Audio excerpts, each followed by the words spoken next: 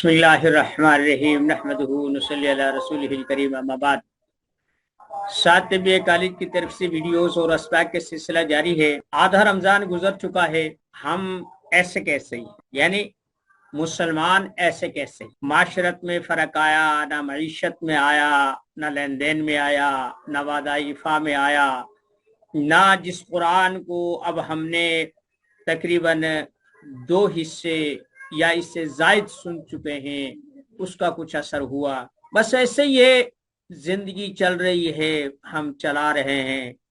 اللہ پر بھی ہم احسان رکھ رہے ہیں کہ ہم نے آپ کے کہنے سے روزے رکھے، لوگوں سے بھی ہم داد کے طالب ہیں کہ ہم روزے رکھ رہے ہیں، ہم نیک متقی پرہیزگار ہیں لعلکم تتقون، تاکہ ہم اصل میں ہم نے جو نیکی کے پیمانے اللہ اور اس کے رسول صلی اللہ علیہ وسلم نے رکھے تھے، ہم نے ان پیمانوں کو توڑ مروڑ کر اپنی مرضی کے مطابق ڈھالے۔ آپ کہیں بھی چلے جائیں، آپ کو کوئی تبدیلی نہیں آئے۔ ہاں، ثم قست قلوبکم من بعد ذلک، اس کے بعد دلوں میں مزید سختی آ رہی۔ خیر کیا کہا جا سکتا۔ کل گاؤں گیا میں، ہمارے بڑے بھائی نے دعوت دی تھی افطاری کی، سب سے بڑے بھائی، ہم الحمدللہ 8 بھائی ہیں، ایک فوت ہو گئے ہیں، 7 موجود ہیں الحمدللہ۔ تو انہوں نے دعوت دی، ہمیں جانا پڑا۔ پھر اگلے دن دوسرے بھائی نے افطاری کا بندوبست کیا، ہمیں پورا دن وہاں رکنا پڑا۔ اس دوران مجھے کچھ کتابیں ملی، اور تو کچھ تھا نہیں، نیٹ ورک کا مسئلہ تھا، گاؤں دیہات تھا، اور بہت ساری چیزیں تھی۔ تو میں نے 3 کتابیں، فزکس، کیمسٹری اور بایولوجی، ان تینوں کا میں نے مطالعہ۔ مجھے خوشگوار حیرت ہوئی کہ جو چیز ہم تمک توئیاں مارتے ہیں کہ وہاں سے یہ مل جائے، یہ نسخہ مل جائے، وہ نسخہ مل جائے، ان کتابوں سے جو ایک نے نہیں ہزاروں لاکھوں لوگوں کے نصاب میں شامل ہیں، بچے وہی پڑھ کر جو ہے نا میٹرک سائنس کرتے ہیں۔ میں نے ان چیزوں کو جو ان میں فارمولاز بیان کیے گئے تھے بہت، تو ان میں بہت سارے ایسے حقائق تھے کہ جو ہماری زندگی سے تعلق رکھتے ہیں، لیکن ہم انہیں نظر میں نہیں لاتے، انہیں استعمال نہیں کرتے۔ بس ہمیں رٹنا ہوتا ہے۔ جب ہم سائنس کی بات سنتے ہیں تو ویسے ہی ہمارے ہاتھ پاؤں کا میٹرک سائنس سے، وہاں پر جب غذا، نیوٹریشن اور انسانی وجود، علاج و معالجہ، ان کے بارے میں جب میں نے پڑھا تو میرے ذہن میں ایک پوری کتاب کا خاکہ جمع ہو گیا۔ میں بہت جلد وہ پہلی فرصت میں انشاءاللہ اسے آپ لوگوں کے سامنے پیش کر دوں گا۔ دیکھیں، مفرد اعضاء والے کہتے ہیں کہ 3 اعضائے رئیسہ ہیں اور 3 ہی قسم کے امراض ہیں۔ پھر ان کے لاحقے سابقے سے اگر ہم ایک دو، کیونکہ کوئی بھی چیز ایک جیسی نہیں ہوتی، تو اس میں ایک ایک صفت ملانی پڑتی ہے، تو وہ کل 6 تحریکیں بنتی ہیں۔ مفرد اعضاء والوں نے بہت سارے تجدیدی کام کیے ہیں۔ صبر ملتانی علیہ الرحمہ نے تو جو کیا سو کیا۔ ان کے جو شاگرد تھے انہوں نے جو کتابیں لکھی، ان میں ایسے ایسے جواہرات موجود ہیں کہ اگر انہیں سمجھ لیا جائے تو پھر ہمیں کوئی خاص دقت نہیں ہوتی علاج و معالجے میں، نسخہ جات میں، غذا کی تجویز میں، اور مریضوں کی دیکھ بھال میں ہمیں کوئی زیادہ دشواری نہیں ہوتی۔ ہمارا ایک مزاج بن چکا ہے کہ نسخہ لے لو، مجربات لے لو، اور رات دن بے تحاشا نسخے شیئر ہوتے ہیں، وہ یہ ہے وہ ہے، اور ایسی مبالغہ آرائی۔ مثلا ایک حکیم صاحب تھے، انہوں نے ایک نسخہ دیا کہ جو یہ میرا نسخہ امساک استعمال کرے گا، گھڑی کے 20 منٹ تو پکے ہیں، اگر وہ 40 منٹ تک چلا جائے تو اس کے مقدر ہے، یعنی 20 منٹ کی وہ گارنٹی۔ لا حول ولا قوت الا باللہ۔ بھائی اللہ کے بندو، تم اس نظام کو سمجھو، گردوں کو سمجھو۔ 20 منٹ تک جو آدمی زن و شوئی میں یا جماع میں مصروف رہے گا، اس کے تو گردے تباہ ہو جائیں گے، نظام جگر तबाह हो जाएगा, आसाबी निज़ाम डेड हो जाएगा, उसका औसलाती निज़ाम जो है वो उसकी पता नहीं, और बड़ी ढिठाई से, और ऐसे माकूल किस्म के वो लोग हैं कि उन्हें अगर देखा जाए तो समझते हैं कि पता नहीं कितने हासिक है। ला हौल, भाई ऐसी चीजें, ऐसे गंद मारने से, ऐसी वाहियात बकवास करने से थोड़ा सा परहेज करें। आप दवाइयों से एक फितरी अमल को जो कायम होना चाहिए, अगर किसी वजह से वो डिस्टर्ब हो चुका है, आप उससे कायम कर दे, यही इलाज। तो क्या आप उसमें कोई ऐसा वो डॉट लगा देंगे कि उसके बाद कुछ भी नहीं होगा? उसमें एक पीएच का, हमने भी अपनी किताब अदवियत सासी में पीएच के बारे में बताया था, लेकिन उसमें जो देखें, हर लम्हा, हर आने वाला वक्त इंसान को सिखाता है। जो आज हूं कल मैं नहीं हूँगा, जो कल हूं परसों नहीं हूँगा। हर लम्हा सीखने को मिलता है, हर लम्हा, हर आने वाला वक्त उस्ताद होता है। लोग उस्ताद होते हैं, मिलने वाले उस्ताद होते हैं, शागिर्द उस्ताद होते हैं, मरीज उस्ताद होते हैं, वो कोई ना कुछ सबक देकर जाते हैं। तो वहां पर उन्होंने पीएच का जो एक स्केल बनाया था कि भाई ये है, इसमें फला रंग है, फला जायका हो तो इससे लिटमस कीजिए, उससे उन्होंने दो ही तजवीज किए थे। एक तेजाब का था जिसका सुर्ख रंग है, और एक असास यानी असाबियत का था जिसका नीला था। अब उससे जब वो रंग ऐसे तश्कील देते देते देते देते अब तबीब लोगों ने क्या करना है, नुस्खों को गोली मारो यार, मुजर्रबात को गोली मारो, इन सारी वाहियात बातों को छोड़ो, एक काम की बात करो। मसलन आपने वही लिटमस, कोई हराम नहीं है कि भाई ये तो अंग्रेजों का है, ये मेडिकल वालों का, नहीं नहीं भाई, ऐसी बात नहीं है। यहाँ हर चीज चलती है। तो आप वो ले लें, आप जो आपके पास उसलाती अद्वियात, उसलाती ग़िज़ाएं, खुराक और मशरूबात जो भी कुछ मौजूद है, फल है, सारी चीजें आप वो ले लें। 10-20-50 रुपए अगर खर्च भी देंगे तो क्या होगा। आप हर चीज का पीएच चेक करें और उससे मेंशन करें उस ग्राफ के साथ जो उन्होंने दिया हुआ है। ये मैं अभी स्क्रीन पर चला देता हूं। फिर आप भी उस ग्राफ को ऐसे रखें। अब आप इस तज्जिए को, इस तजर्बे को आप उस ग्राफ के तहत नंबर डाल दें। 1 2 3 4 14 तक हैं, 1 से 5 तक तेजाबियत होती है, और 7 से ऊपर जो है ना असासियत होती है। दरमियान में सल्फर होता है यानी नमक होता है, गुद्दी होते हैं यानी न्यूट्रिशन होती है। और इस न्यूट्रिशन में ही हम जो है ना ग़िज़ा हासिल करते हैं, यानी न्यूट्रिशन का माना ग़िज़ाई होता है। और एक चीज होती है कि जब असास और तेजाब मिलते हैं तो वो एक दूसरे को न्यूट्रल कर देते हैं, या तो वो पानी बनता है या नमक बनता है। आप वो ग़िज़ाएं उस चार्ट पे लिखते जाएं कि आज मैंने खीरा खाया, इसकी पीएच चेक की, इसकी पीएच इतनी है। आज मैंने टमाटर खाया, इसकी पीएच इतनी है। आज प्याज का मैंने तज्जिया किया, इसका। यार आपने रोजाना खाना तो है ना। मैंने गोभी का ये लिया, जो खुश्क चीजें हैं उन्हें आप कूट कर उनसे पानी बरामद कर ले, या उन्हें पानी में भिगो कर उनका एक सोल्यूशन या पानी तैयार कर ले, उसमें उसे। इसी तरीके से आपके मतलब में जितनी भी अद्वियात हैं जो आप इस्तेमाल करते हैं, आप उनका तज्जिया करें, आप उन्हें करते जाए। एक हकीम साहब थे, 6 नवसे कुल अमराज वाले। उन्होंने नवस पर, हमने भी उनकी तकलीद की थी अपनी नवस के बारे में। उन्होंने सबसे बेहतरीन तरीका अपनाया, 2 सफ़ों में सारी नवस समझाते थे उन्होंने नवस को बेहतरीन। फिर वो जब अमराज की तशखीस करते हैं ना, तो वो कहते हैं कि कौन सी दवा किस मरज में इस्तेमाल होनी चाहिए। वो कहते हैं कि अगर इब्तिदा है तो फला इस्तेमाल करो, ये है तो ये कर लो, ये है तो ये कर लो, ये है तो ये कर लो। हज़रत मुजद्दिद दोस्त मोहम्मद साबर मुल्तानी अलैहि रहमा ने उसको तहरीक को समझाया है। पहले होगा तो हल्की सी खारिश होगी, फिर ये होगा, फिर ये होगा, फिर ये होगा, आखिर में आके जब सोजिश होगी, खून आएगा, बुखार होगा, वगैरह वगैरह। वो 7-8 दर्जा दिए।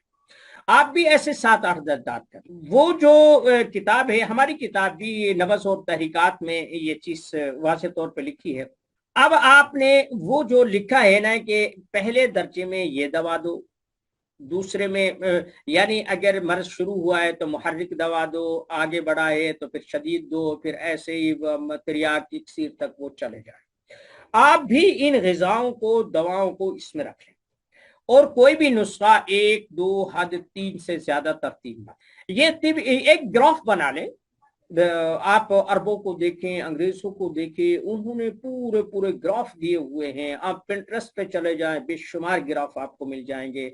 आप नेट सर्च करें, आपको अब आपके सामने एक मरीज आता है, आप उसकी तशखीस करते हैं, अपनी तसल्ली करते हैं। अब आप उन्हें अनाप शनाप चीजें देते जाते हैं। हकीम यासीन दुनियापुरी अलैहिर्रहमान ने अपनी किताब ख़वासुल मुफरदात में गालिबन ये आसाबी हिस्से में उसकी एक लिस्ट दी है कि कौन सी हाइपोटेंसी की हैं, कौन सी उससे कम है, कौन सी उससे यानी आसाबियत की दी है। अब उनकी बुनियाद पर जो हाइपोटेंसी की हैं वो उस वक्त तजवीज़ की जाएंगी जब मरज में शिद्दत होगी। उससे कम दर्जे में, उससे कम दर्जे में उन्होंने 3 दर्जात दिए। आप भी ऐसे ही आप देखें, एक पेशा कर रहे हैं, आप एक मैदान अमल में हैं, आप अपना मदद चला रहे हैं या आप दवा खाना चला रहे हैं, आप लोगों को मुशावरत कर रहे हैं, आप उनको मशवरा देते हैं, आप उनसे इस्तेफादा और इफादा का एक अमल जारी रखे हुए हैं, तो आपके पास कुछ इंफरादियत होनी चाहिए।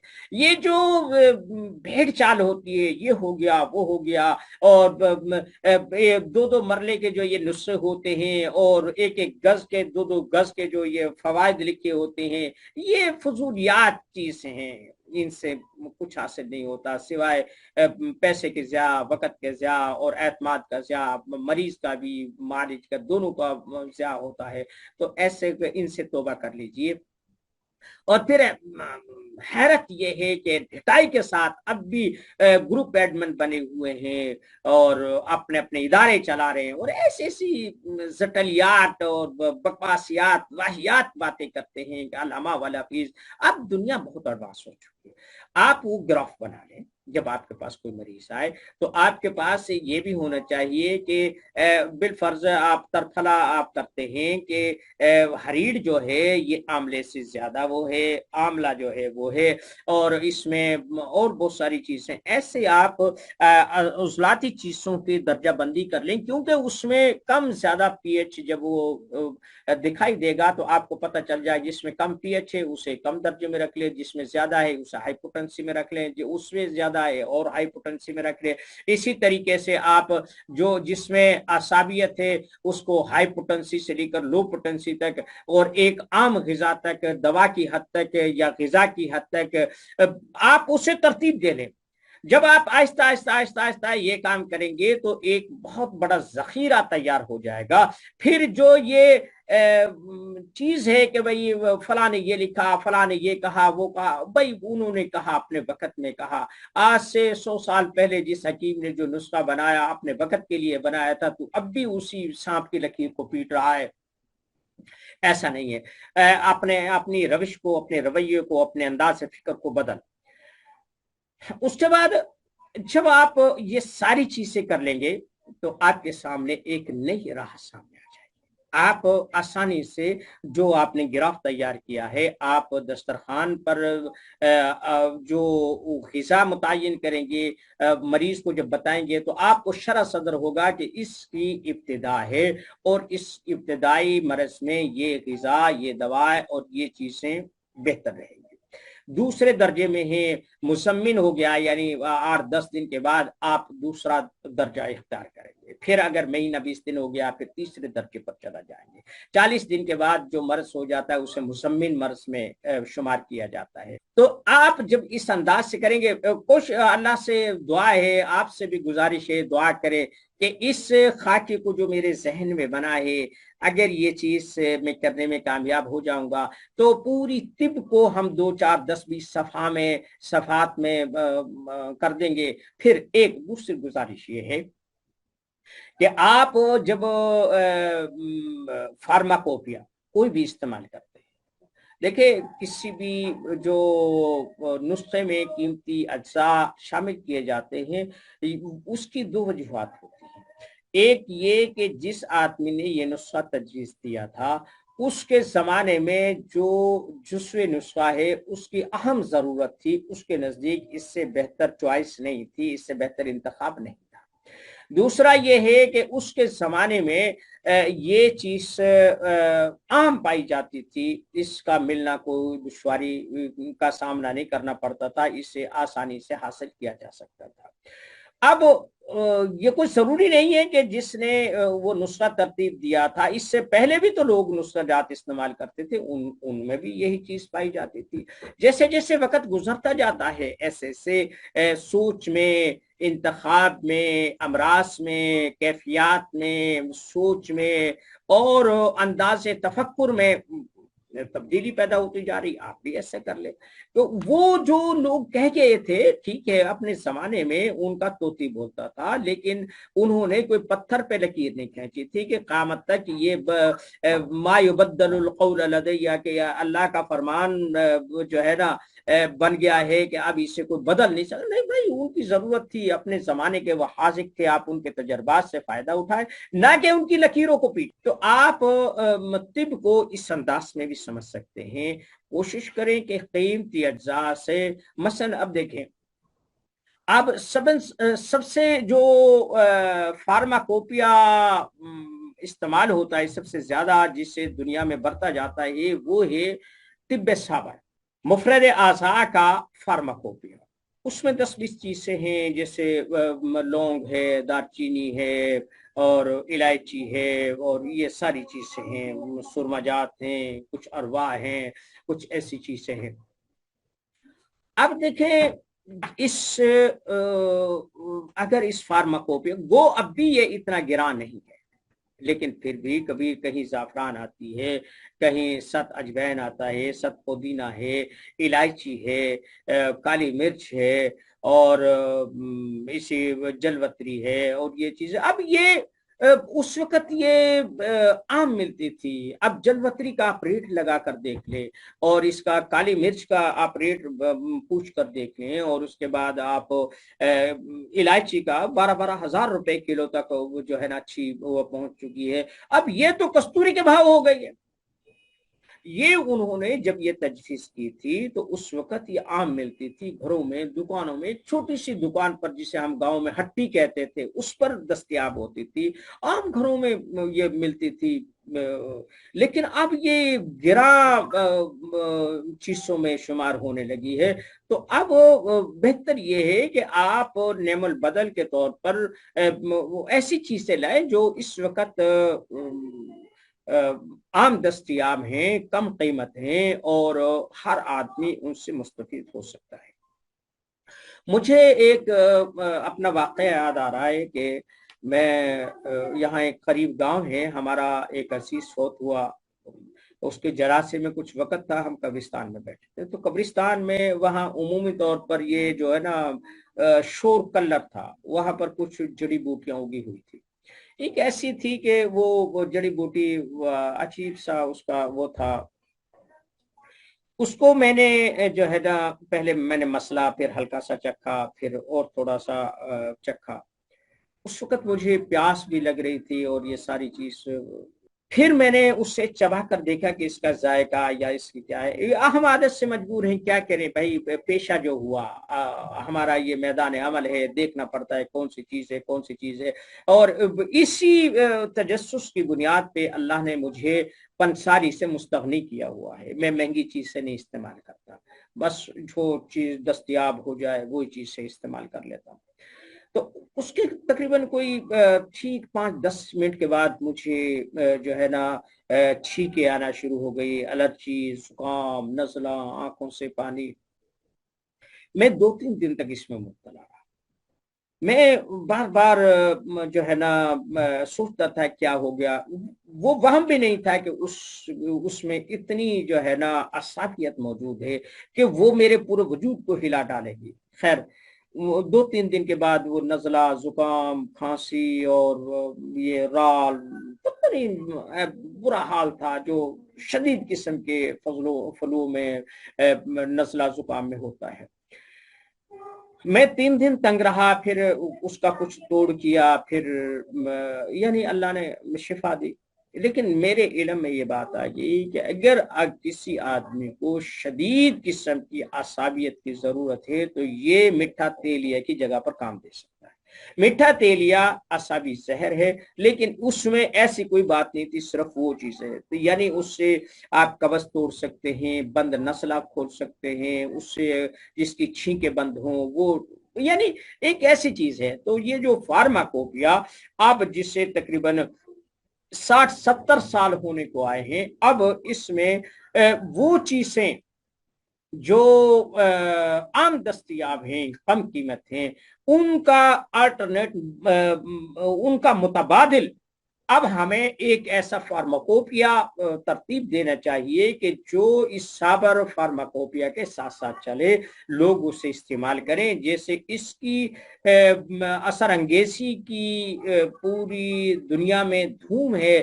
اگر وہ بھی اسی انداز میں ہوتا ہے تو وہ لوگ جنہیں الائچی، جلوتری اور یہ ساری چیزیں دستیاب نہیں ہوتی، زعفران دستیاب نہیں ہوتا، تو وہ اس فارماکوپیا سے کچھ اشیاء لے کر اپنی ضرورت کو پورا کر سکے۔ وما علینا الا البلاغ۔